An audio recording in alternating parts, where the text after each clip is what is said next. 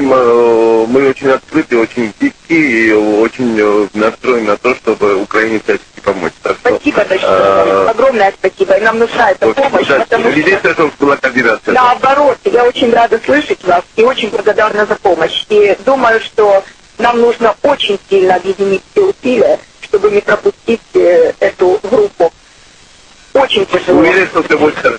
Да, спасибо вам огромное. Спасибо. Я вас крепко обнимаю и очень вам благодарна. До свидания. Да, счастливенько. Всего доброго. Am სატელეფონო საუბრის ჩანაწერის გამო მოსკოვსა და კიევს შორის დღეს ტელეხიდი შედგა დებატების დროს რუსმა პოლიტიკოსებმა, რომელთა დასაყრდენი ძალა უკრაინაში იანუკოვიჩია, საქართველოს პრეზიდენტი ტიმოშენკოსთან გარიგებაში დაადანაშაულეს. Ამ განცხადების შემდეგ პოლემიკაში კიევი ჩაერთო. უკრაინის პოლიტიკური სპექტრი ჩანაწერის შეფასების წინ ჯერ მისი აუთენტურობის დადგენას ითხოვს. რა რეაქცია ექნება სააკაშვილს, როდესაც გაიგებს, რომ მსგავსი საუბარი შესაძლოა პუტინსა და იანუკოვიჩს შორისაც შედგა.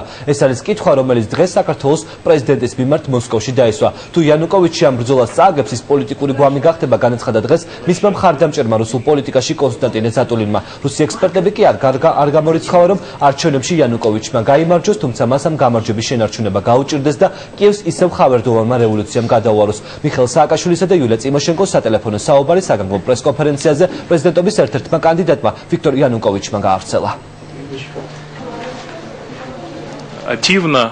Ობიექტურად თუ ვიმსჯელებ ვიქტორ იანუკოვიჩს უფრო დიდი შანსი აქვს ამ არჩევნებში ვიდრე იულია ტიმოშენკოს. ეს არის იანუკოვიჩის ბოლო მნიშვნელოვანი პოლიტიკური ბრძოლა. იანუკოვიჩი შეინარჩუნებს თავის პოლიტიკურ კარიერას მარტო ამ არჩევნებში გამარჯვების შემთხვევაში. ის ფაქტი, რომ ჩვენ განვიხილავთ არა ამერიკის და ევროპის ჩართულობას უკრაინაში არსებულ სიტუაციაში, არამედ ქართულ საკითხს, ეს იმის მაჩვენებელია, რომ ძალიან დაბალი დონის ინტერესია ევროპისა და ამერიკის მხრიდან. ქართული სადამკვირვებლო მისიისათვის პრობლემების შექმნის გამო საგანგებო განცხადება პრეზიდენტის პრეს-სპიკერმაც გააკეთა. საქართველოს სურვილი არის, რომ უკრაინა იყოს მხოლოდ ძლიერი, დემოკრატიული და დამოუკიდებელი, განაცხადა მანანა მანჯგალაძემ.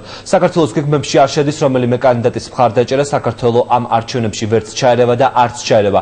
შესაბამისად, ვერც ერთი მხარის ინტერესებს ვერ დაიცავს, ფიქრობს ქვეყნის პირველი პირი. ქართული მხარე მზად არის საქართველოში დაგეგმილ არჩევნებზე ყოველგვარი დაბრკოლების გარეშე აკრედიტაცია მისცეს ყველა უკრაინული სადამკვირვებლო მისიის წარმომადგენელს.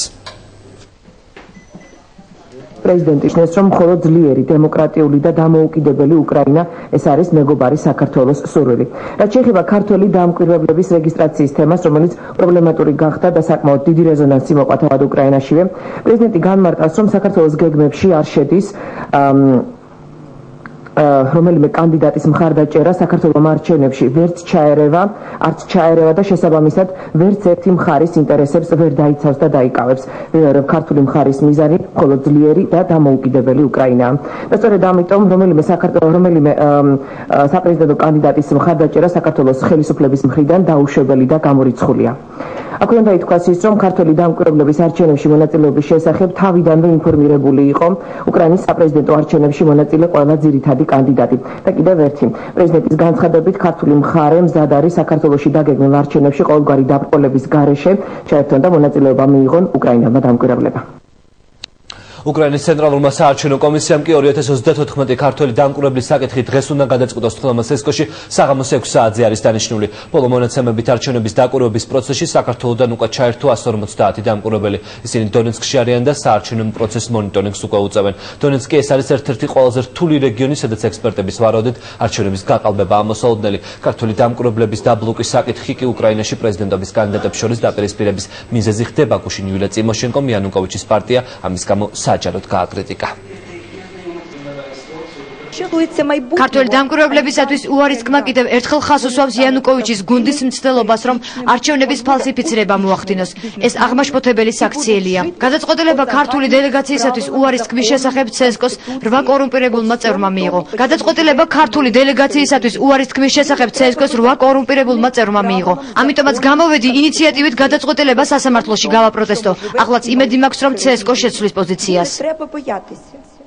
უკრაინაში არჩევნებამდე 3 დღე რჩება ზუსტად 7 საათში ქვეყნის მთელს ტერიტორიაზე საარჩევნო აგიტაცია შეწყდება, ხოლო პოლიტიკური დუბლმილის დღეა. ექსპერტები ვარაუდობენ, რომ უკრაინაში არჩევნების მეორე ტური გარდაუვალია და ქვეყანა პრეზიდენტის არჩევანს 17 თებერვალამდე შესძლეს. სოციოლოგების პროგნოზით კი იანუკოვიჩი, რომლის მხარდამჭერებს ძირითადად პრორუსული მოსახლეობა წარმოადგენს, მეორე ტურში დამარცხდება, რადგან ყველა დანარჩენი კანდიდატი ხმებს ტიმოშენკოს მისცემს. თავად იანუკოვიჩი კი შემთხვევებს მარცხავს, ის ჩავიდა დღეს ხარკოვში, სადაც ადგილობრივი საწარმოების მუშებს შეხვდა და იულია ტიმოშენკოს წინააღმდეგ კიდევ რამდენიმე კომპრომატი გამოაქვეყნა.